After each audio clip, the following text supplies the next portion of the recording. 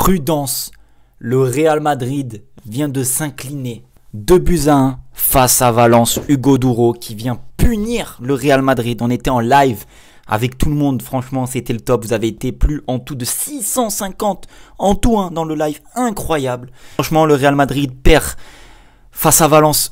Donc je fais un débrief, mais prudence, humilité avant tout, je préfère le répéter. Le Barça joue dans quelques heures là face au Betis Séville.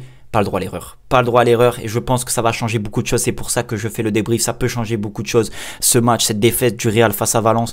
Le Real Madrid perd 3 points ce soir. Le Barça peut prendre 6 points d'avance, les gars, sur le Real Madrid. Peut s'offrir clairement une marge de manœuvre face au Real. C'est-à-dire que si tu perds à la maison face au Real Madrid, tu auras quand même 3 points d'avance si tu gagnes tous tes matchs jusqu'à là.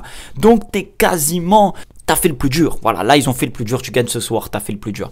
Donc, on va revenir sur ce match. Franchement, ça aura été un match très dur pour le Real Madrid qui aura dominé la rencontre sans aucun doute, qui aura été très performant, qui aura dominé Valence, il n'y a aucun doute, mais manque de réussite pour Mbappé qui a eu un Mamardashvili très fort devant la cage, franchement. Enfin, dans la cage, il a arrêté, il a écœuré le Real Madrid et ils prennent un but à la 95e, je crois, exceptionnel sur une contre-attaque. Mais j'ai envie de dire que le match de Valence, il est pas dégueu. Déjà défensivement, ils ont été très costauds, très solides.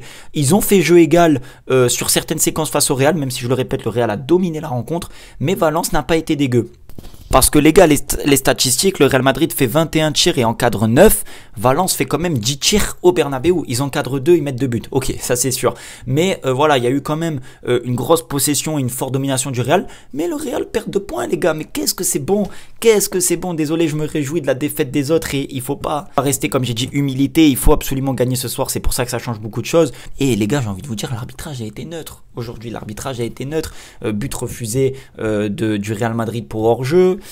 Penalty très léger sur Mbappé en première mi-temps, plus un peu à l'image de Fermin, hein.